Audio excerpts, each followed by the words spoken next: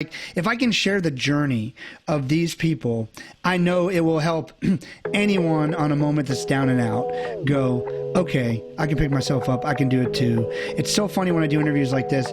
Like, you'll have someone just throw off a comment like, well,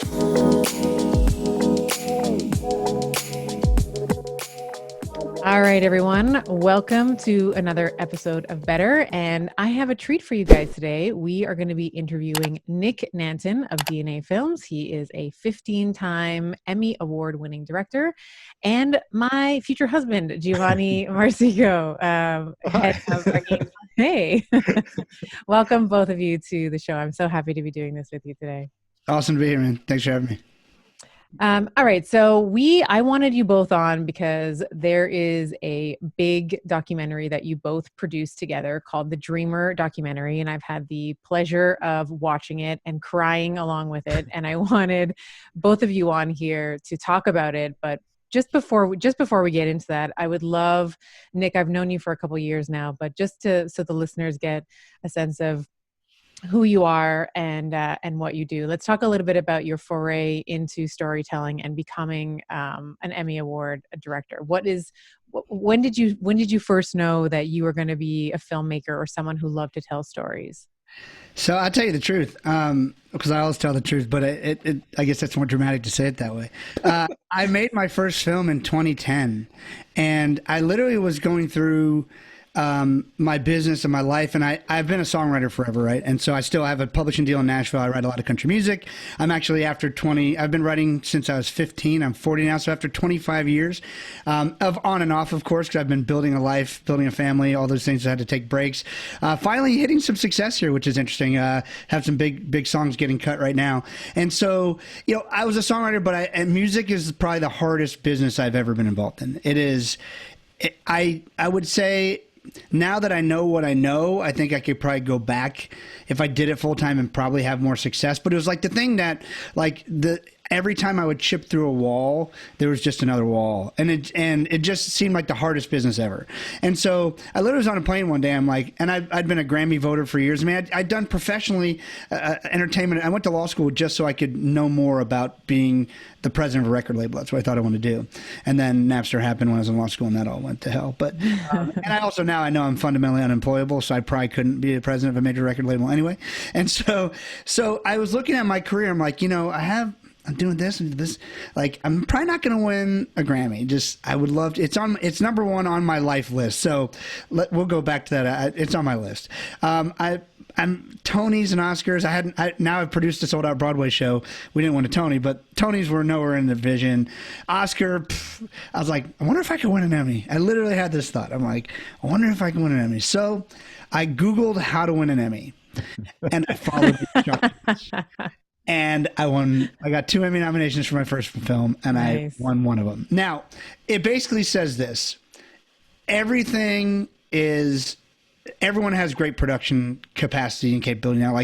Even back then it wasn't, but you could make a great film on your iPhone now if you wanted to. We literally had all of our gear confiscated for 3 days in Dominican Republic, except for one camera, and we all had iPhones. We shot 90% of the movie on iPhones, and my guys have software they put on the iPhone that makes it look different, and you literally almost wouldn't know. So it's sort of crazy. And this was 4 or 5 years ago, before we had the crazy, iPhone 11 Pro and all that. So everyone has the technical prowess, or they have the equipment on hand now.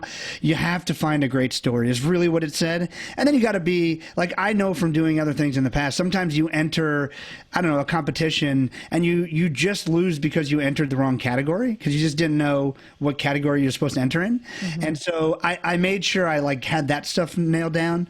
But I found an amazing story about a little boy who had Down syndrome and played t-ball, and his mom wrote this amazing story, and they're from Floyd's Knobs, Indiana, which I didn't know where that was either. And so I knew no one was ever really going to see the story. So I had a mastermind the day before the Grammys, and had a bunch of big name people you'd know, not because they even liked me that much, because they all wanted to go to the Grammys. And so I said, hey, I want to tell this story. I took my time for the mastermind. I read the story. Everyone's crying. And I said, if you guys will throw in some money, it's not an investment, because I don't know how this all works. And I'm glad I still don't take investments, because I still don't know how it all works. I only let people contribute. And I got a number of people out of the room that day that did. I went to all the stories, a 7-minute short, 2 Emmy nominations, 1 Emmy. And I was just absolutely hooked on I think it's this. I'm absolutely hooked on the relationship that I get to have with the people I interview. I think that's honestly it. I crave intimate, deep relationships. Like when I get on an airplane now, I used to talk to everybody. I like put a sleep mask on, earphones, and go to sleep. Like for the moment I hit airplane, because if we can't have a deep, intimate conversation, I'm not really interested. And so whenever I go to do a documentary interview, people are like, "What do you want to talk about?" And so they open right up. And so it's probably a longer answer than you wanted, but there's my answer. Well, I remember we were at Giovanni's mastermind, and you had shared a clip of you interviewing Larry King, and he was telling this really belabored story. And I won't go into the details, but it was something that he had never shared publicly before. And you think Larry King, like he's the guy he's interviewed everybody, probably everybody has wanted to interview him, and here you are getting this exclusive. So there's something magical around that idea of let's go deeper, let's actually cut through the small talk bullshit, because I'm allergic to it. Like I can't do small talk either. Like I get hives and I get a weird tick. So I get why going deep is really interesting. And that's actually one of the things that we do on the show, right? It's like, okay, let's actually get through some of the stuff and let's go deeper. So with that, I had mentioned before you had done this documentary on human trafficking. Let's just talk about that for a moment, because this is what, when we're looking on social media now and we're thinking about the news, like this is top front and center still, right? We have sex trafficking, we have child abduction. Let's talk about maybe some interesting stories from that, some learnings that you took from that, and then Giovanni, I promise I have questions for you too. But let's start with this. Good. So human trafficking. I'm now on my 4th trafficking film, which I never would have ever guessed I would do any of it. I actually used to. Number one, I never watched documentaries my entire life. I just knew I don't know, for some reason I thought I could do that. Now that I realize there's actually some really good documentaries, but I always saw people like the big directors that would do stuff like on genocide, and I was like, oh, why would you do that? How could you do that? And so I always really avoided the negative topics. I just wasn't interested in spending my life there. So I get a call. It's actually 2017, late October, right? Maybe a couple days before Halloween, I believe it was, from Russell Brunson. And so those of you who are listening who don't know Russell, he founded a company called ClickFunnels. I met Russell years ago through Dan Kennedy events, and he and I happened to sit next to each other at one of Joe Polish's Genius Network events. And Joe was premiering my film on Peter Diamandis. And Russell sort of like, hey man, that was cool, we should talk. I was like, all right. So Russell and I sort of like flirted with talking for 2-3 years, and he's a super busy dude, so I wasn't offended.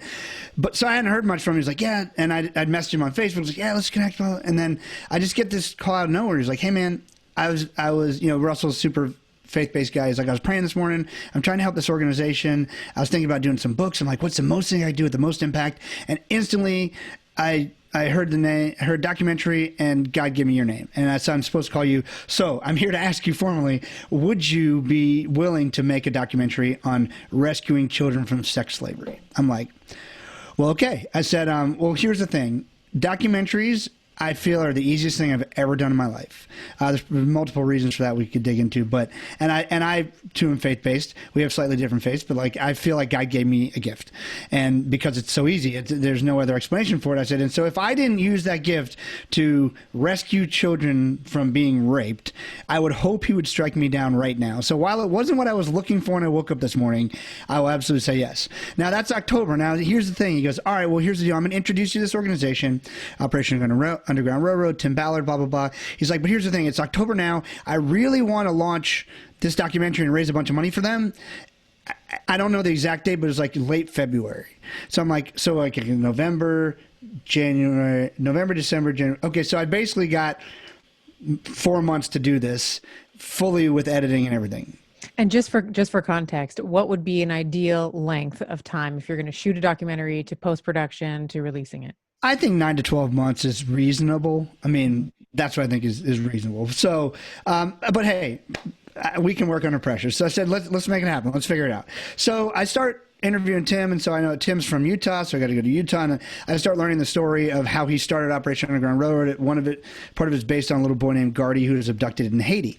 And so I said, well, I've been to the DR a bunch of times and filmed, but I haven't been to Haiti because they all said, we can get you in, we're just not sure we can get you out. I was like, can you get me out? And he's like, yeah, I promise we can get you out. So we go to Haiti, so I scheduled to go to Haiti to this interview, and then like a few days like a week before, I guess. He calls, he's like, Nick, I got great news. I'm like, what's that? He's like, we're going to do a raid. I'm like, what do you mean? He's like, well, we did this whole thing. We arrested a bunch of people, but the corrupt government corrupt judges let them out. We put pressure on the president. The president got the judges out. We got new judges, and we got a new attorney general who's dedicated to stuff. So we've been given warrants to go back in and snatch these guys out of their beds in the middle of the night. I'm like, sounds great. And so we went to Haiti. We end up doing recon one night, and I'm with all these ex-Navy SEALs. It's crazy. And we end up executing this raid, rescuing these girls. And it actually happened to be on the 8th anniversary of the Haitian earthquake. And 2 of the girls we rescued were abducted that night. They were taken in by a lady. Their parents died in the earthquake. And she said, I'll take care of you. And she put them into a life of trafficking. So that movie, that experience, of course, changed my life. Then Tim Ballard says, so we put out the movie. We get it done in time, by the way. I didn't let either of them see it beforehand. That's one of my rules. I don't typically let people see the movie especially if it's about them, until the audience sees it, because they're way less self-conscious when they see the audience is like laughing with them, not at them, and all that sort of stuff. Mm-hmm. And so we do it that night. Not a dry eye in the house. Tim's just losing it. So is Russell. There's clips of it. And Russell raises $1 million that night. And so Tim's like, hey man, we did these other 3 raids. And by the way, I called my wife. So we do the raid. They go, okay, now everyone get out of the country. We're like, what do you mean? They're like, well, we don't know what happens next. We're like, okay, so we're all fighting for flights out of Haiti, which aren't that many. So I call my wife early the next morning. I'm like, hey, I'm going to be home today. She's like, I thought you weren't coming home until tomorrow. I'm like, yeah, they told us to get out of the country. She's like, what do you mean? I was like, well, we sort of did this thing last night. Remember when you were telling me goodnight, I love you? Well, I was buckling on a bulletproof vest. And she's like, you did what? I was like, well, you slept well, right? And she's like, yeah. I'm like, you're welcome. I didn't go over that well. And so so Tim's like, hey, we covered the largest human trafficking raid in history in Colombia, 3 cities, 126 children, I believe it was, at the same time in 3 different raids. We have the raid footage. Would you make the film? So I went down to Colombia, filmed in Medellin and Cartagena, and we made a second film that we premiered at Russell's event the next year. It's not out yet, actually. It's called Triple Take. Raised another $1 million. Then here's what happened to me, and this is, I think, the most important part. Tim has another organization that rescues religious minorities and women and children from being sex trafficked by ISIS in the Middle East, and we're filming in Iraq in February, and we're doing that.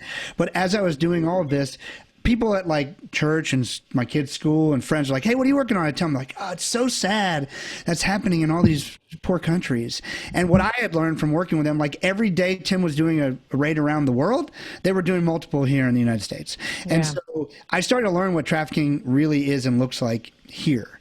And so I found myself saying so many times, you don't understand, it's happening right here. And so I'm making a film right now. It's almost done, called It's Happening Right Here. And it's all about trafficking in America, and most of it happens digitally. And we could go later or anytime into it, but just know that when you give your child a cell phone, an iPad, or access to a computer, you're giving them access to the world. And that's a great thing. But anywhere 2 or more are gathered, there shall be abuse and trafficking. And so people really have to understand what to look for. Kids who have been groomed, people who have been groomed to be trafficked, don't even realize that they've been so psychologically messed with. For instance, I have a 9-year-old daughter. She goes and spends the night out at some friend's house. I know some people are like, I will never let my child sleep outside of my house. Not what I don't want my children to be afraid of the world, but I do need them to be prepared. Because here's the thing. Not every kid's going to get abused. Way more than should. But like this isn't going to happen to everybody. And just like the old stranger danger thing, they decided years later that was a bad idea. Like most strangers are pretty good people. Like they could probably help you. There's like research that sort of ruined a generation basically. But we have to prepare them. So I said to her, hey, honey, if you ever feel like something's strange, or if anyone ever tells you to keep a secret from me, you don't have to do that. And if you ever feel uncomfortable, you can always say, hey, I'm uncomfortable. I want you. So you have to start opening this door for a dialogue, because at the end of the day, here's what happens. Most people who are abused or trafficked, it's by someone close to them, a family member or a loved one. That's what happens all the time. Secondarily, as it goes on later in life, and I'll shut up about it, but it's super important. Like every teenager has a phone, right? They do. And so just think of it this way. And it happens a ton to girls, but it happens to boys too. So I'll give you a boy example so you really get it. So if I'm a 17-year-old boy and let's say I'm having a bad day and I tweet about it, post on Instagram, my girlfriend broke up with me, whatever, I got dumped from the team, whatever it is, right? I'm having a terrible day. And I get this DM from this really attractive girl, maybe about my age, maybe a little older, maybe a little younger. Like, oh my gosh, you're so handsome. What are you down about? Oh man. And starts to create a relationship because taking advantage of a vulnerability I've shared. And so it may take an hour, may take a day, may take a week, it may take a month. But eventually, said girl engages me in sexual messages and says, hey, and eventually maybe I get one with her covering her breasts with nothing. I'm like, hey, I'll send you the full thing if you, and eventually it's like the cat and mouse game of like, I'll send you a full nude if you send me one. And then then the 17-year-old boy who can't think straight because this is all happening like, oh my gosh, she's hot and she likes me and all these things, right? Sends a naked picture or a video or whatever. And then they get introduced to the fact that this was not a 17-year-old girl from LA. It's a 57-year-old man from Iowa. And he says, here's what you're going to do for me now. You're going to go on Zoom. I'm going to sell live streams to you masturbating. I'm going to do this. You're going to send me pictures. And the big problem is this. The kids are kids. They're going to make mistakes. Like they're going to, right? This is what happens. On the other side of the phone, like a lot of parents like, oh, my kid's good. We talk. On the other side of the phone, these people are professionals. They literally have a sickness and they fish and fish and fish and fish and fish all day long, 24/7, especially during the pandemic. Everyone's on their computer. If you saw their cell phones, they will like wear out a cell phone screen. They text so much. So thousands of messages a day. You can't even believe this is humanly possible. And they catch people. And so the biggest conversation I have with my kids is, look, first of all, don't send pictures of your junk to anybody. Number one. That's rule number one. Because then you also get jealous girlfriends, boyfriends, breakups, and they have pictures, and that's a whole other deal of extortion and blackmail. But in this case, I say, when you make a mistake, come talk to me. I know it's going to be embarrassing conversation, but if you have one embarrassing conversation with me, I will save you from millions of eyeballs worth of embarrassment and millions, and perhaps hundreds or thousands of acts you didn't want to expose yourself to. And so that's the conversation that has to be had. And starting at 9, or starting at 5, starting at whatever age, to let children, to teach them to start thinking if something doesn't seem right. A lot of pedophiles will ask little kids, like on like Roblox and stuff, oh, send a picture of just, your brother running around with his pants off. It's funny. And like, they'll think it's another 7-year-old or whatever, because kids don't process that way. So it's all about opening a conversation to understand how exploitation happens, where it's happening. And I've got 50 other examples, sadly, but it's happening on Instagram, Facebook, Roblox, Fortnite. We just did a case with a 7-year-old boy on a Tonka truck game that just happened to have a chat. And so it's, it used to be movie theaters and shopping malls. That's where people used to gather. Now they gather online. And so it's all about not sensationalizing it, but also not sanitizing it. And it's also not about, you can't put your kids in rubber bubbles forever. It's about teaching your children how to think and how to engage with you, so that, or an adult they trust. It may not, and many times, especially as a teenager, it may not be the parent they go to, but you have to teach your children and your loved ones, how to recognize these things and how to speak up when something doesn't seem right.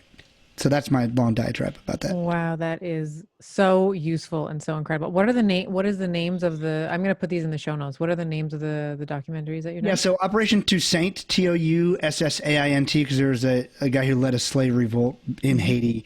That was the first one. That's out on Amazon Prime right now. Actually, I've had 500,000 views on it in the last 4 weeks, because Tim Ballard did a video that went super viral after all the Wayfair sort of conspiracy stuff came out. Yeah. And then the second one is called Triple Take. It's not out yet.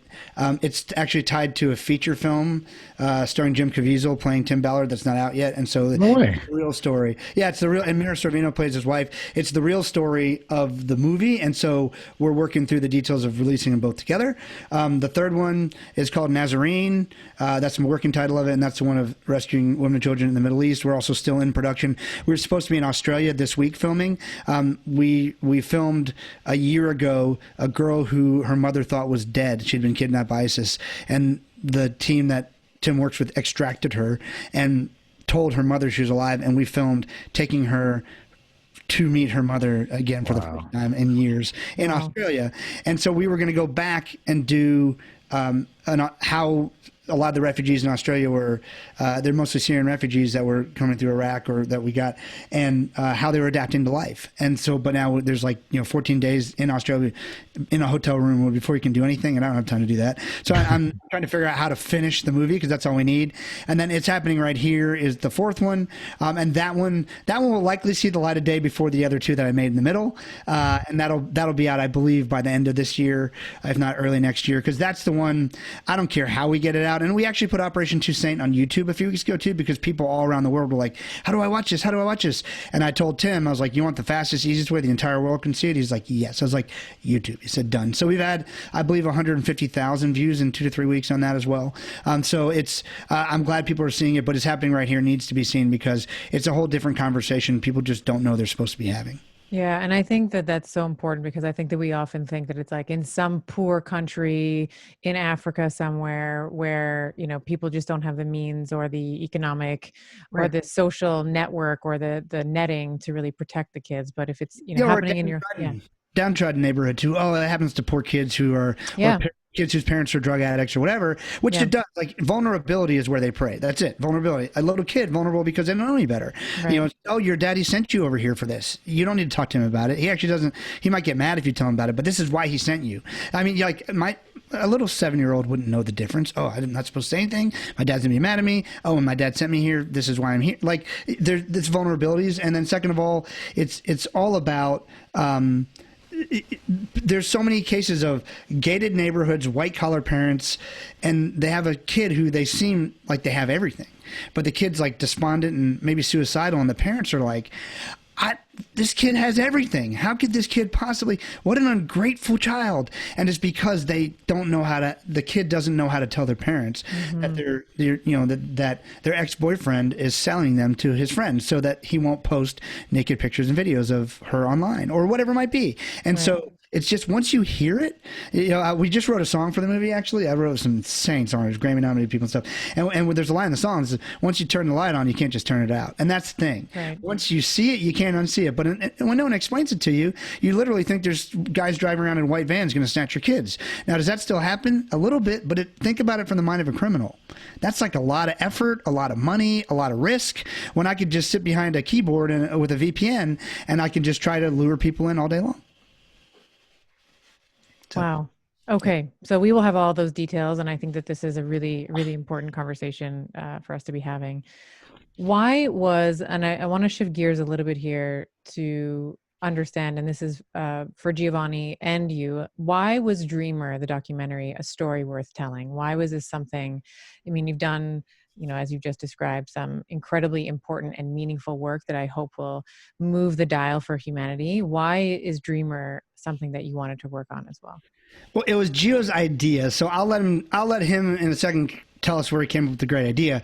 For me, I knew a huge idea like that, there's so much you can do with it. And so sort of my underlying goal for why, when I really look back sort of and do most of my interviews feel like therapy anyway, right? Like this does too. So, it's like when you're going through it, you sort of start figuring out why you're doing what you're doing. Like you're doing things before you even know why, right? Yeah. And to me, I was as an immigrant kid, born in Barbados. Family moved to America when I was 1. Family had ups and downs like everybody else, but sort of left everything behind it to help my brother and I have more opportunity. And I grew up with more love than I could spend, and still do. My parents come to every single soccer game, every dance, they're all the time. They're awesome, but money was short, and so there are many things in life. Like when I was a musician, I started playing guitar at 6 and started songwriting at 16. I didn't have a seat at the table to ask questions to the people I needed to learn more from. And at that time, I mean, there's like Prodigy was like the dial-up service. There was not the internet. There was not all that stuff. So you go to the books and libraries, but like I needed mentors. And I didn't, my parents didn't have anyone in their immediate circle that was like knew the music business. We lived in Orlando, Florida. And so what I think, the reason why I know now looking back that I'm making these documentaries is kids are a big part of it, but adults too. But I think I'm trying to create a library that will educate and inspire the next generation to lead. And so if I can share Peter's story of how Peter Diamandis, offered a $10 million prize to put spaceships up, and it actually happened. And by the way, he didn't have the money when he offered the prize. Like, okay, if I can, like, and how did he do it? And what was he thinking? And how scared was he? And what was the road like? And how is he about to run out of money? All the, like, if I can share the journey of these people, I know it will help anyone on a moment that's down and out go, okay, I can pick myself up. I can do it too. It's so funny when I do interviews like this. Like, you'll have someone just throw off a comment like, well, yeah, for 3 years I was depressed and couldn't get out of bed. But, and then it's like literally like 5 to 7 seconds of speech. If you stop and unpack that, there's like almost 1,000 days. I'm not good at math. Over 1,000 days. There's over 1,000 days that person like couldn't get out of bed. Like, and we just covered it in 7 seconds. Like, let's dig in there for a second. And so my goal is to lead, educate, and inspire through media. And I've realized my moment of clarity, my biggest one during this pandemic, is that I was put on this earth to share to share inspiring messages that shift, hopefully action as well as thought. And the only way I'm going to be successful by doing that is taking every message I think is super important and making it entertainment.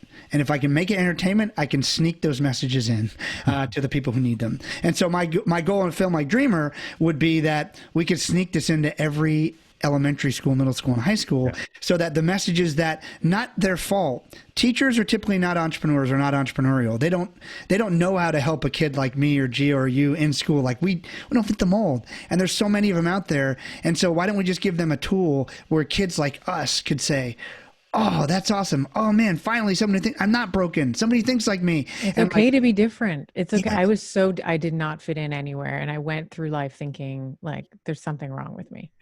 Yes. Every sword cuts both ways. The stronger your gifts, the more out of place you feel. And it's so those sorts of messages, and then sharing, Lisa Nichols' story. And I mean, it just was an honor and a pleasure. It just had to be done. But Gio, you can say where you came up with a great idea. I just made it a documentary. Well, Nick, you approached me a few years ago, and we've been friends since I think 2012 or 2013. Yeah. So I already liked you, and you're awesome. And you had just made Russell's film, or the film on sex trafficking, and raised the $1 million. And you said, listen, that worked because he has an epic community. And you talking to me, you, Giovanni, with Archangel have an awesome community as well. Would you want to do a similar kind of project? And I don't know if you even knew that it was like my childhood dream to produce a movie. And the fact that you made that invitation, and I think what I said at the time was, I would love to, except everything that we do is motivational, inspirational, and positive. So if we do something together, it can't be dramatic or negative, which I get that works, but I want it to be life-changing for people in a positive way. And the theme, and the other thing I said was I didn't want it to be about me, because I know you sometimes make films about like biography style, which is awesome, but I didn't want it to be about me. So I thought, okay, well, the element that I loved was the fact that you and I, and the three of us, are around really incredible humans that often it feels like their stories are science fiction because of what they're up to. And yet it's people who dream on a whole new level, who've inspired me to dream bigger. And it's that environment that has allowed me to build everything I've done. And I think it's same with you. It's like, it's our relationships and our network and community that propels us forward. And there are millions of people who don't have access to these stories and to this wisdom. And I thought, what if we find, and by the way, I was bullied, and this part is in the film. Like, I was bullied in school. I never fit in. And just like the three of us, we're different. I was bullied too. I was bullied so much. Yeah. But it's in standing out. It's in the difference that makes us all special and unique. And I think we're always taught to fit in. And what my dream is to help everybody see this. But after the first cut, like when the film was done, and I saw it, I thought, oh, my kids need to see this, and students need to see this. People who struggled, who have that anxiety, like I did when I was in university, need to see this. When I also saw it, I like, Nick, I know you're awesome, but I never expected it to be this good. Like to the point where I cried 5 times the first time I saw the film, and I was there watching you film it. And we did a global premiere last month to let people watch it for free for a week. I think 100,000 people saw it. and the we were flooded with thousands of emails of people saying this movie changed my life. And this is just the beginning. Like we're going to release it in the fall, and people can watch a free screening now. But that's the most joyous thing for me, is that what I think we've created is a real life superhero movie, like telling the stories of people who are using their gifts and using their wisdom to create something that helps a lot of people, as a way to inspire the next generation of dreamers to realize you can dream bigger, and here's what's possible. And we are your network now. We are your family. We are your community. And we can support you to dream bigger. Because usually, and this is what I've discovered by being around a lot of people like us, people either stop dreaming or dim their light because they're so afraid of what people are going to think or say about them. So that fear prevents them from moving forward. And it's in community like ours where the dreams can not only flourish, but they can actually come true. That's what I think everybody needs too, right? We all need to have a space where we feel, heard and seen, and it's safe, right? It's safe for us to say, these are some of the challenges that I'm having with pursuing my dream. And I would argue that there's why so many people actually end up giving up on their dreams is because they don't, like, you can't do it yourself ever. I think it was Arnold Schwarzenegger, and I'm going to completely bastardize the quote, but he had said something like, so would he. So did he. Like, I stand on the shoulders of giants, right? And that's how greatness emerges, is through community. It's like, you're not self-made, you're community made. And that's why I think what both of you are doing are so important. So let's talk about some of the stories inside of Dreamer, because there was, and I will say, without spoiling it, there was so many people in the Archangel community that were in this film. But I want to highlight a few of them. Anusha Ansari. So she is the first female private citizen to fly into space, and we can tie this in with Peter Diamandis because it was part of the X Prize. Why is that such a significant story to tell or to share with people? Well, so, and I'll take one step back from the truth. From once Gio said Dreamer and we started getting the idea, I'm like, oh man, I was like, who we could have? We could have Peter, and we could have Anusha. And so like it just came together so easily, because I just started thinking, like, Dean Kamen, like, who are the biggest dreamers I've ever met who I am completely blown away by. Now, Anusha is awesome because she's just, number one, she's like the nicest person ever, right? And so, I met Anusha at a private event for the X Prize at one point when I was filming Peter's documentary, and we got to talking, and something came up. The next morning, I walked outside and she was about to go on a run. I was about to go on a run. So we ran together. So I'm like running with this person who's been to space. This is crazy. And like, this is the nicest person ever. And I'd been after her to tell her story for years. And like most people, because biographies are the hard thing. And I've got a secret to that now, by the way, I can share. Biographies are a hard thing because most people, like Richard Branson's like, I would love you to do my documentary, but I thought they would do that when I was gone. Like, that's one of the things, like, people are like, I'm not done yet. I don't want to be egotistical. And I never make a Don't give me the Lifetime Achievement Award while I'm still here, kind of exactly. thing. Right? And I don't ever make egotistical documentaries, but people don't understand really when they're very self-conscious about it. And so I'd been after her for years. I'm like, I got to share her story. She's an Iranian, like, woman who's the first private female space explorer. And yes, she got there because she is so super successful. She did sponsor the X Prize, the Ansari X Prize, and the way that got funded, $10 million prize, they ended up buying $10 million worth of hole-in-one golf tournament insurance to insure the spaceship. So it's a space insurance policy they bought. Wow, that's good. And her husband ended up paying the balance of the insurance policy that Peter, had paid like monthly payments for a while and was like struggling to get him. Then Anusha paid off the rest, and her and her husband. And so, but then Peter introduced her to a business partner of his and I don't want to tell the story incorrectly, so I may not be 100% factual here, but it's something like this. Peter and his buddy negotiated with the Russians to buy the third seat on the Soyuz. They're like, hey, would you like to get some money for your space program? They're like, yes. And so they ended up negotiating for that. And so Anusha was asked if she would like to be like basically an alternate. And she would go to Russia and learn Russian and train and everything.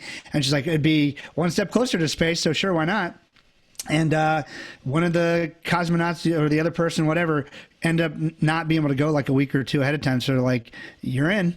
And so she went to space. And so, but just like she in her TED talk, she has a picture, and we have it in the movie, she has a picture of a spaceship she drew as a little girl. And it's like, they're like, what's that? It's like, that's my spaceship. And they're like, what? That's going to take me to space. And like that was her dream from a child. And she probably didn't realize why she was building these businesses. She's building these super successful businesses, and her mission was to go to space, and she did. And now she's actually the CEO of the X Prize, which is a totally cool sort of thing that came full circle.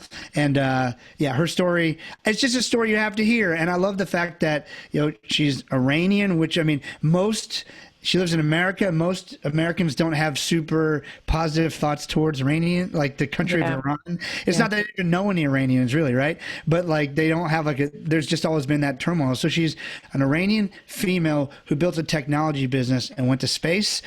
I want that story because it makes everybody from me onto the most diverse people on earth, like I'm a WASP, right? White Anglo-Saxon Protestant. I get all the privilege, I get all the things that I don't deserve. But like when you show her story, then everyone's like, oh, I have no excuses now. And so like that's one of the stories that we just had to tell. I loved her story. And the other one that I wanted to highlight in our conversation was Jessica Cox as well. So she, in the film, gets her license flying a plane with her feet because she was born, she was born without arms. Was it a congenital deficit, or she lost them when she was younger? I'm fairly certain it was a congenital deficit there and deformity. And so, yeah, and the coolest thing about that just sort of happened. So I had another client to like, hey, I want to make a film about this girl, and I want to make a film really that inspires more kids to become pilots, because there's a whole shortage of pilots right now, and there's not a lot of kids who dream of flying anymore for whatever reason, or at least they go through the education and start flying.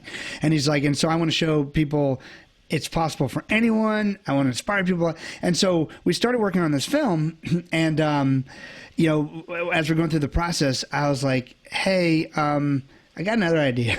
Like, I have this other film that I think is a bigger subject matter that we could fool a bunch more people into watching this and being inspired to be pilots. He's like, oh, you're right. And so I called Jessica and said, hey, would you be willing to be in this film? And she's like, absolutely. And yeah, she's got an amazing story. I mean, talk about resilience. And I mean, I think what all of these stories have in common is certainly recognizing that everyone has adversity. It's just different adversities, right? So if you are born with a silver spoon and today we're out of your favorite cereal, it feels like adversity, right? Because like, it's not what I want to happen. It's like things aren't going right for me. If you are born in the street and you normally pick out of the dumpster every day, but the dumpster got emptied earlier today, that's your hardship, right? And those are two totally different things, by the way, but this is just the way the brain works. So the thing to me that unites all these people is mindset is the secret, and how and believing in yourself that you can do it. And of course, every single one of these stories has the element of gathering a community around them to help them accomplish it, which is what you said earlier. I hadn't heard it that way. We're not self-made, we're community-made. I've always hated the self-made thing because, yeah, you didn't make yourself. There's so many factors and people who, whether you knew it or not, shaped your life, whether they told or not what they were doing behind the scenes to try to help you get where you are. And so, yeah, I thought that there's just so many messages in this film that, like, I get asked all the time, I'm sure you guys do too, by friends. They're like, hey, would you talk to my son or my nephew? Like they seem to be entrepreneurial, or they want to do this, whatever. And so I started creating a library of films so I could say, I would love to speak with them, have them watch this, and this, and then we'll have a context to speak from. And it's like, sort of selfishly, I did it for that reason as well. I love that. Giovanni, there's a question for you. What were some of the things, you watched most of these interviews happen. You went down to Dean Kamen's house. You were there when Anousheh Ansari was being interviewed. Lisa Nichols, we watched at the Archangel Summit.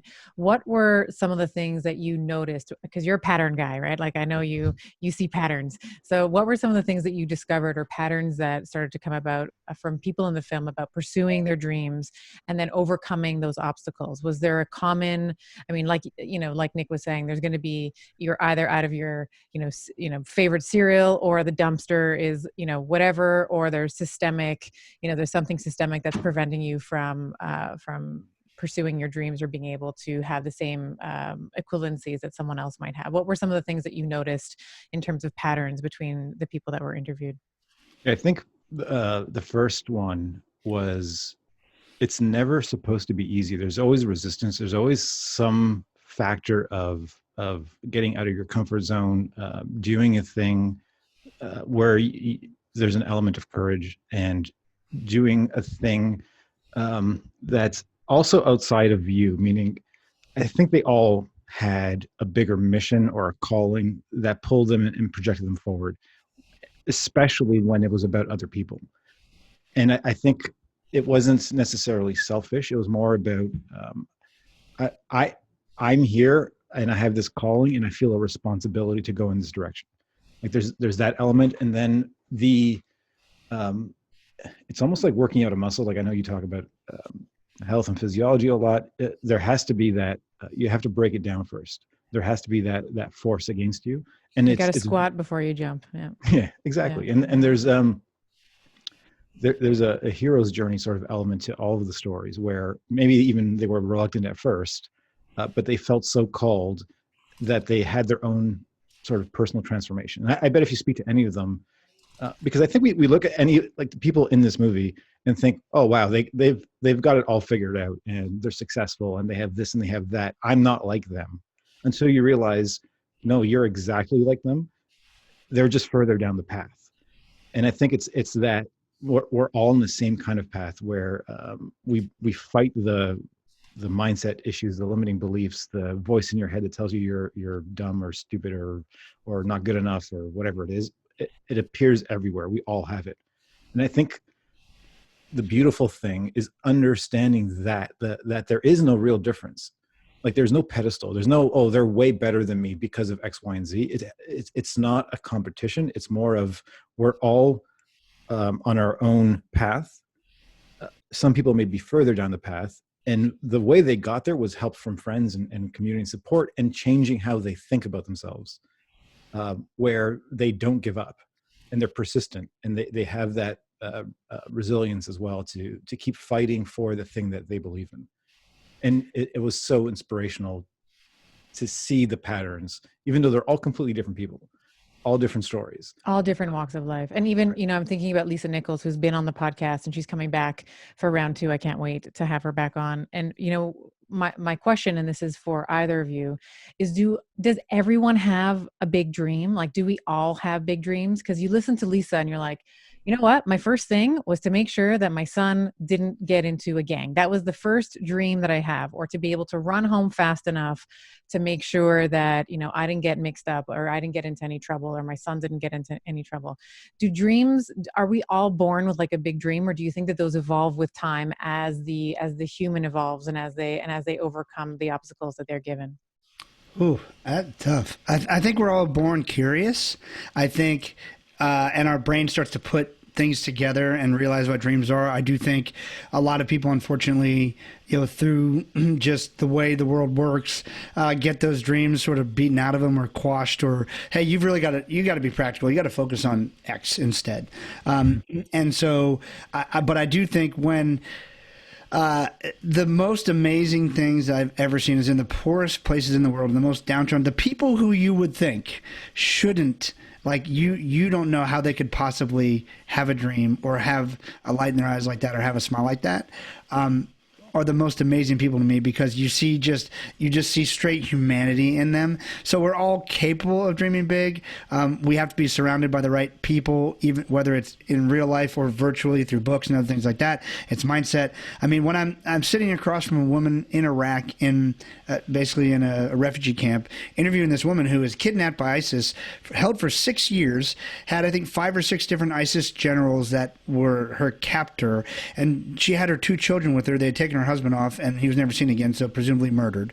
And so this woman, like, the light in her eyes and the hope she had, like, even when I do trafficking stuff, every single one of my movies has hope.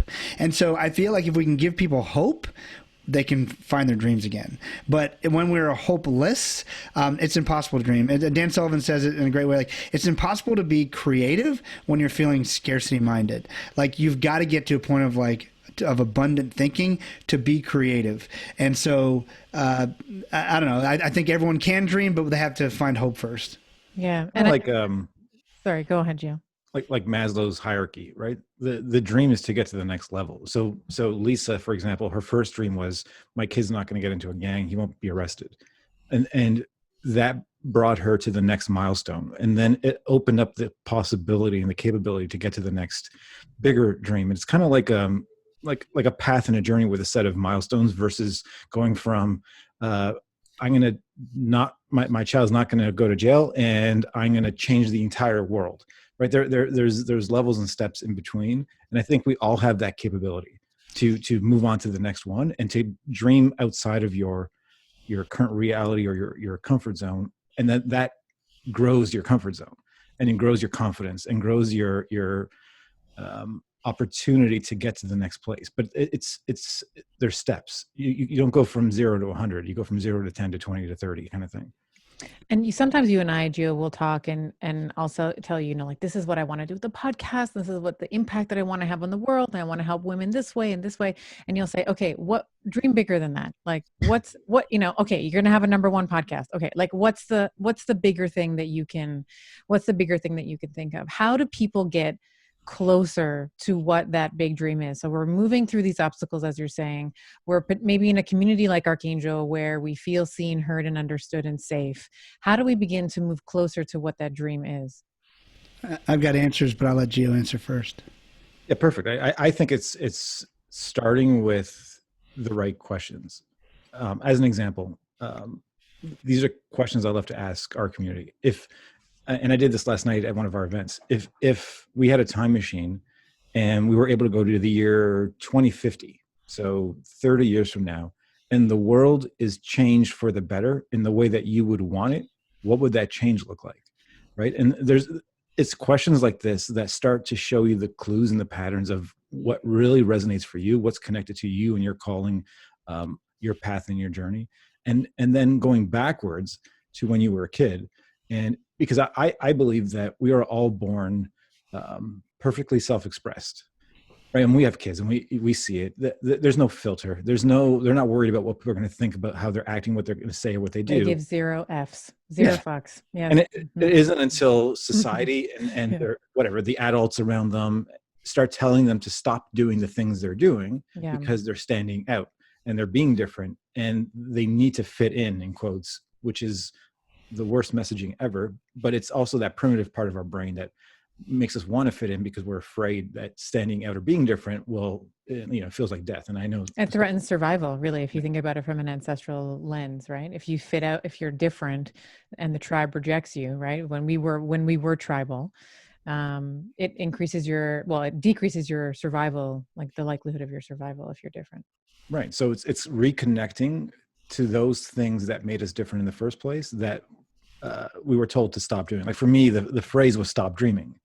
I grew up being a dreamer, and it wasn't until 5 years ago that I realized or had the realization that dreaming is my superpower. It's my gift. It's the thing I do really well that comes easy, just like Nick talking about the work that he does. And there's ease in that because it's connected to me and my calling and my gifts. And we all have these things and we all have the uniqueness. And we're always trying to not be unique. We're trying to fit in and be like other people and wear the mask and be liked by other people, right? But if you take a pause and try to reflect on what was it that made me stand out, maybe even the question, what did I used to get in trouble for as a kid? And even us as adults. Talking. I got in trouble for talking and now I have a podcast. Me too. I know, but it happens to all of us. I mean, even being conscious of these patterns for us, sometimes our kids will do something that like we want to pull our hair out. And then I have to realize, oh, wait, I can't tell them to stop. Mm-hmm. Right. Because we're doing the same thing that happened to us. Mm-hmm. And if for the adults, I think the journey becomes trying to reconnect to that beautiful self-expression of who we are. And I believe you can build a career around it, a business around it, relationships around it. and the truth of it is so much easier than the wearing the masks and the lies, which are so freaking heavy and draining. What about you, Nick? I love all that. That's way smarter than I can be. But here's how I look at, like, what do I have, resources or skills that could help somebody else, and how could I find someone to serve that I can use those resources to serve them? And you'll find a really big purpose, because I find the moment, so I've hosted plenty of masterminds and other things over the years. I can't tell you the number of times I've had someone, back when we used to see each other in real time and real people and give hugs and stuff. It was awesome. But the people would stand in the front of my room and be like, well, I'm just not happy, and I need to do this, and I've decided, and it's, I can hear it in the speech pattern in 8 seconds or less. And I basically will say, do you realize that the most prolific word you said was "I" the entire time? And this is why you're unhappy, because you are way too focused on yourself. If you will just take a moment, and start thinking about somebody else and how you can serve them, how you can help them, everything will change. The moment you start serving someone else, it's addictive. And so when you start serving someone else well, there's a lot of other people who show up that need to be served as well. And so I find that you can find your biggest dreams by starting with just what's around you. So, I interviewed a guy last week on my podcast, a guy named Magnus from Scotland, who somehow someone on his team was on my email list and emailed him like, hey, would you like to interview our founder? I'm like, well, maybe. And I didn't know anything about him. And the guy started a thing called called Mary's Meals. He's responsible for feeding 1.6 million children a day. 1.6 million school children a day on school days. And we were talking, he saw this thing on TV. He was a salmon farmer, right? This is freaking great. You can't make this up. From Scotland, and he's a salmon farmer. And he and his brother are sitting in a pub having a pint. Okay, if I was going to write a story about a Scotsman, this is where I would begin. But this is really his story. And he's watching the plight of these people in Bosnia and Herzegovina on TV. And he's like, he literally just thinks, maybe I could do something about that. So he ends up renting an old Land Rover, which is just sexy too. You can just see it in your mind, and putting out like a not an email back then, but like an all call or like a newspaper ad or something saying, hey, I'm going to take supplies, and I'm renting this truck. I'm going to take a week, and I'm going to drive supplies there, and I'm going to drive back. So he gets a ton of supplies. He drives there. He drives back, and there's more than another truck worth of supplies. So he goes again. So he never ends up going back to his job. And now it's branched out. They're feeding 1.6 million people a day in communities. But I said, the thing that sucks the most about your story is that people will start saying, oh my gosh, they start with the end in mind. Like, I could never feed 1.6 million children, but that's not your story. He literally was sitting having a beer with his brother and it's like, maybe I could do something. And so start there. When you see something that you think maybe I could do something, that's where you begin. Don't worry about where it goes. Trust me, that will come to you. The other thing I'll tell you that might make you sick to your stomach, because there's probably something that you've been putting off for years. There's something that if you really start to think, you're like, man, oh, I forgot about that. I sort of buried that. If you were given a dream, it is only for one reason. It is because you can achieve that. And so you might have to become reskilled to do that. You might even have to become a better human being to do that. But you were given that dream because it's yours. And now you're going to share it with lots of people, perhaps a teacher, perhaps a family member, and they're probably going to take a dump on your idea. Now, here's the reason. Because that dream was not given to them. It was given to you. So your job is to protect that dream and nurture that dream and not worry about what everyone says it is, unless it's an unhealthy habit or something crazy like that. That's a nightmare, not a dream. And so if you have a dream that you have been suppressing, I challenge you to look it up and start just taking every journey starts with a step. Take the next step towards, if it's to be a doctor in a foreign country, well, you might need to start taking some courses in biology. I don't know what it is, but if you were given a dream, it is yours to accomplish. And if you don't, the world will never get it. And so it's really your responsibility. I don't want to be that hard on you, but if you were given a dream and you've suppressed it, I hope that gives you a little tingle in your stomach, because you're supposed to do it. Yeah, and I think it reminds me of that quote, what you seek is seeking you, right? Like to understand what your, and this, we say this all the time on the podcast, at least I talk about this with Major on our AMA segments, where we say, you know, understand your desires, like make a list of the things that you want, like from the frivolous, the pied-à-terre in the 6e arrondissement in Paris, that's mine, to that's my frivolous one, all the way down to like making a change for informed consent in terms of the way that women deal with their healthcare, and making and like getting really specific about it. Because if you don't know what your desires are, then how can you ever move forward? How can you ever take that first, step? And it's like the old adage, like how do you eat an elephant, right? You got to do it, one step at a time kind of thing. Yep. Why, and this, I have one question, actually, Giovanni, this is more for you. Why do you think that, and you've seen this because in Archangel, you have these different levels of coaching that you do to help people actualize on their dreams. Why do you think people give up on their dreams? And is there ever a reason to do that? Is there ever a reason to give up on the dream or the idea that you have been marinating in and thinking about?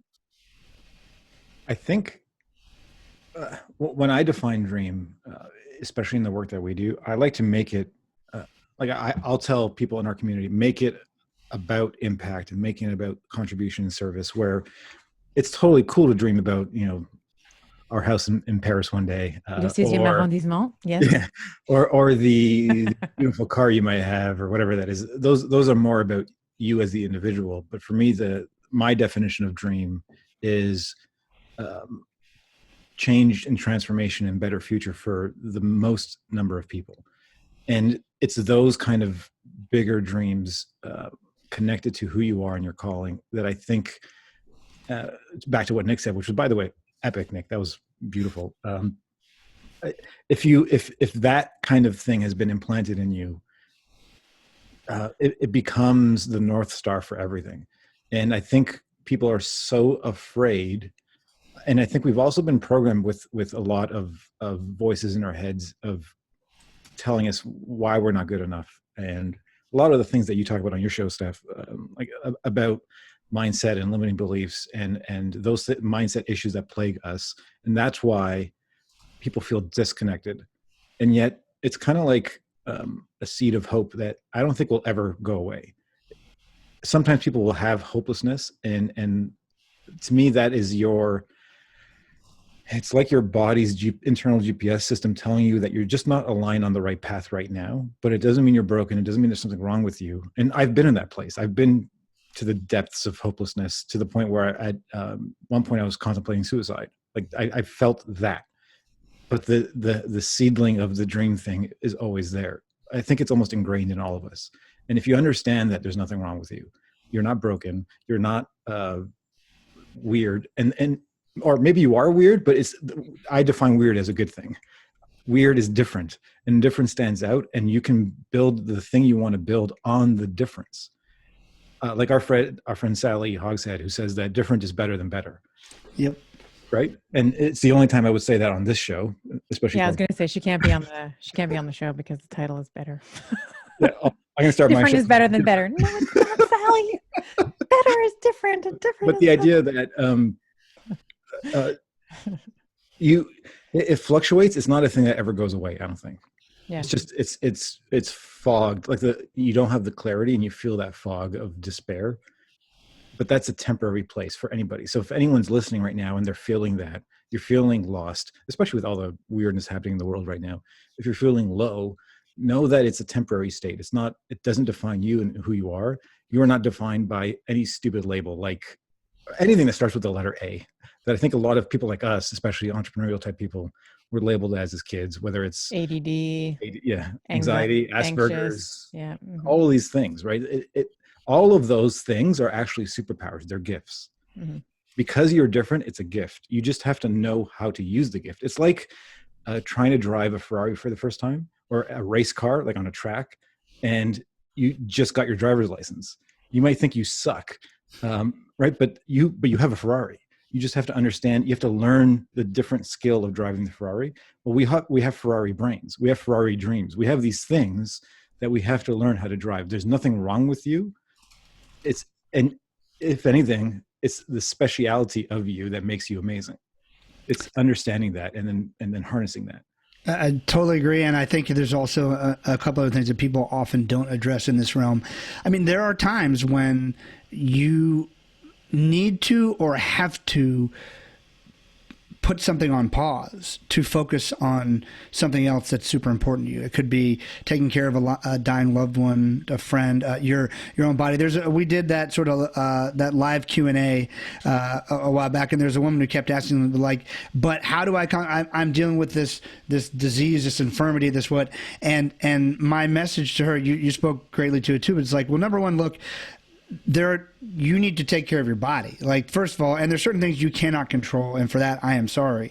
However, the fact that your brain is still worried about how to accomplish your dreams tells me you have it in you, but you very likely need to really focus on getting your health back first. Make that your first dream so that you can move on. Or you may need to focus on not giving into your addiction so much so that you can go and achieve your dream. You may need to focus on making sure you have enough money to pay your rent before you, like, life circumstances happen. And that's the thing, that's the greatest thing about what we saw with all these people in the film. Every single one of these people dealt with circumstances of, like, people, like, you got Peter Diamandis, who now is one of the most celebrated guys in the world, who literally people telling him, you're an idiot. Like, just, if you really think, like, literally, like, a guy who the world worships now. I mean, and he had a drive to become the person who he is today, but doesn't make it any easier when you're surrounded by people who don't believe in you. Like, that sucks. And so, surround yourself with the right people, first of all. But there are times, like, for mental health, physical health, other reasons, there are times you will have to hit pause. My friend Nito Cobain says there's no such thing as unrealistic dreams, just unrealistic timelines. And I love the fact that there's... Oh, that's true. I love that. There's going to be a day. There's going to be a day. If you have to stretch your timeline, like, go a little easy on yourself. I haven't met many people who are super easy on themselves. Like, I just gained 5 pounds. Oh, good. I just, whatever. Like, just give yourself a bit of a break sometimes. It's healthy. Yes, ladies, I hope the ladies who are listening, who are my type A ladies who beat themselves up over everything, I hope that you just heard that. Something I got to say, just so I don't forget, because you'll love this. You talk about women and their health. I'm doing another film with some friends of mine, and they do lots of stuff in the health space.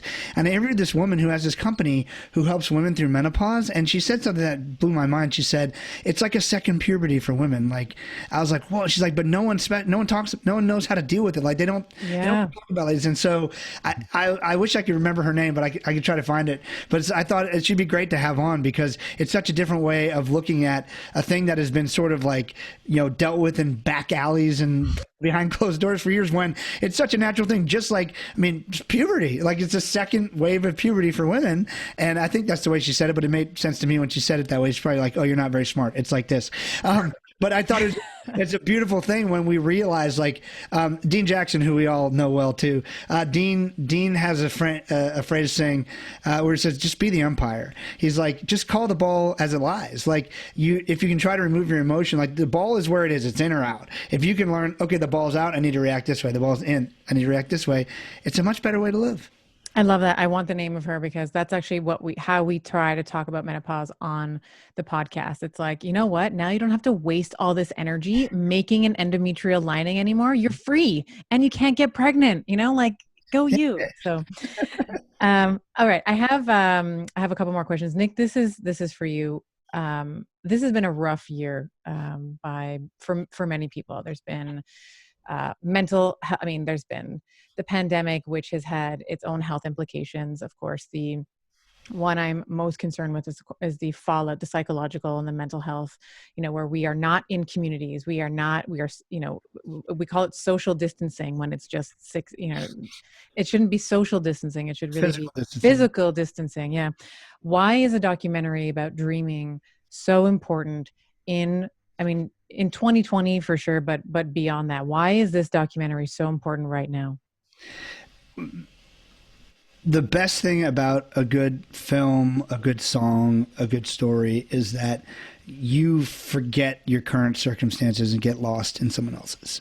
And I think that we effectively did that with this film. And I find when the human brain is brilliant, yet so much like a dog sometimes. Like like dogs, like when you leave, they say every time you leave, they're not sure you're coming back. Like they don't recognize the patterns that Gio recognized. Like, oh, he leaves every day at 9 o'clock, but I have a dog who sits in the same place every day. He sort of knows, I think. But like our brain, you could have had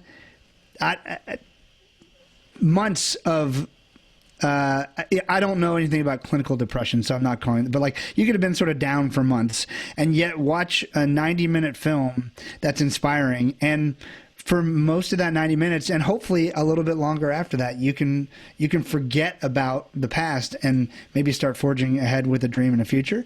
And so that's what I think is so important about this film, is that hopefully it gives people, hopefully it tricks people into dreaming again, and hopefully it gives people the space to dream, to realize that dreams and the obstacles to them, they go hand in hand. I mean, the biggest breakthroughs ever come because you actually had to break through. You actually had to do something that seemed impossible. Again, Peter Diamandis says the day before something happened, the day before something is achieved, it's impossible. It just by nature. And so I hope it gives people the space, and I hope it lets them lose themselves in. And the reason I love the diversity of the types of people, the ideas, the accomplishments, is because it shows you that this doesn't live in a vacuum. This is possible for anyone and anything. Lovely. Gia, what about you? Why do you think this is an important documentary? And maybe talk a little bit about because you're re-releasing the film, right? So it was free for a week and now it's coming back out again? Yeah, right now people can watch a free screening. The official release is going to be in the fall on different networks and stuff. But right now you can go to dreamer.movie or dreamerdocumentary.com and register to watch it for free from home. And I think part of it is going back to Nick's idea of taking a pause. I think people need a pause from negativity. People need almost all media right now is binary, is fighting, is negative news, is stuff that gets us into fight or flight, and stuff that gets us into scarcity, and stuff that creates fear, no matter what the topic is. And it's compounding fear. And it's like Nick mentioned, it's hard to be creative. It's hard to move forward. It's hard to get into momentum. It's hard to dream if your body is in fight or flight, if you are afraid, if you are anxious. And it's what the feedback has been already from people who've seen the film. And some people like, my favorite things are people saying, I've seen it 5 times, or I watched it and I had to have my kids see it, and like my kids loved it. Like, honestly, Nick, those are my favorite things of when people say their kids are engaged. Because for all of us that have kids who have devices, who are on these things that you mentioned, like all of the Minecrafts and the Roblox and the whatever, to have a kid, a child, a student engaged enough to watch a full movie that's a documentary is music to my ears. And I think the fact that it can shift, sometimes it's the first domino in the other direction. Right. So the dominoes keep stacking up in the negative side, but sometimes there's just that one that starts to shift to balance in the other way and gets people to think 1 degree different, but that 1 degree now becomes a massive shift in the future. And to provide people with the hope, and to provide people with belief in themselves of what's possible again, and to create like a global army of dreamers, because again, it's the community aspect of this whole thing too that is so important, that to understand that there's people out there that are like you. You're not alone. We are a community of people that want to serve other people. And the feeling of, oh, someone believes in me, and the feeling that I can believe in myself, and the feeling that, I have hope again, shifts the frequency in the other direction. And that leads to a bit more courage, and then a bit more confidence. And then you can actually like change yourself, and then change others, and then maybe even change the world. I love that. And you have some you have the speakers from like you have the people that were featured in the film. They're going to be like, tell us about Dreamer Festival. Because the way that we're scheduling this release is we're going to be releasing this conversation the week before Dreamer Festival. So if people want to figure out more about that, like tell us about what that is. I know that we have a lot of amazing people from the film that are going to be speaking as well. Yeah, we have. So we thought that the movie is amazing and it's already causing shifts, but how do we help people take action after the movie? So it's not just about an hour and a half of entertainment and positivity, but it's actually getting people to take action, to start building their dreams, to start building community. So we thought, my company, Archangel, we're known for a global community of change makers and people who are making impact and are amazing events. And given the fact that physical distancing and all this stuff, we can't do an in-person thing. So we thought, let's do something even bigger. So we're doing the world's largest personal development event on September 26th called Dreamer Festival, that's related to the film. And a bunch of people who are in the movie are going to be speaking live, sharing their wisdom that you can learn from. And then we have other incredible speakers. Like we have Bob Iger, who's the CEO of Disney, like the biggest dreaming company on the planet. Justin Paul, who is the Grammy-winning, Oscar-winning, I think Tony-winning recording artist who wrote all the music for Greatest Showman. By the way, Nick, I don't know if I told you that one yet.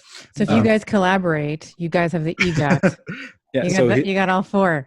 And he wrote the song A Million Dreams. Well, he wrote all the music from Greatest Showman, but that's my favorite song ever. And it's part of my mission to help a million dreams come true. So he'll be performing and interviewing there. A ton of epic speakers sharing their best stuff with us, and entertainment and performers. So it'll be part wisdom, part entertainment and fun, and then all community. And we want to really make a giant shift, and that's going to happen September 26th. Yeah, that's community made. I've watched you create these events, so I can say with firsthand experience, they are like no other.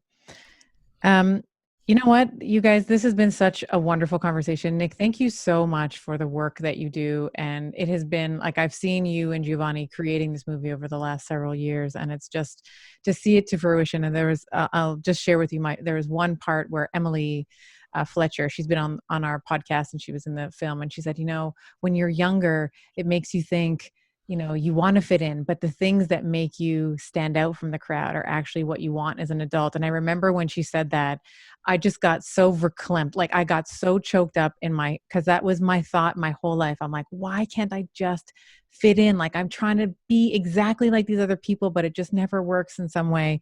And even as an adult, just watching that, I was like, God, I want so many kids to watch this, and I want mothers to watch this and fathers to watch this, and people who have those things, have those desires, those things that they are seeking, but are also seeking them.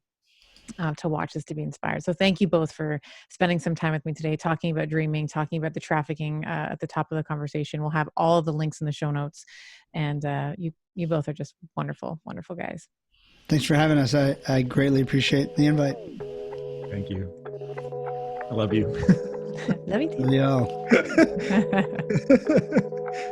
Dr. Stephen Gundry is the video that's coming up next for you. Just click right here. We're talking about the microbiome, energy, postbiotics, mitochondria, and how to get your energy back.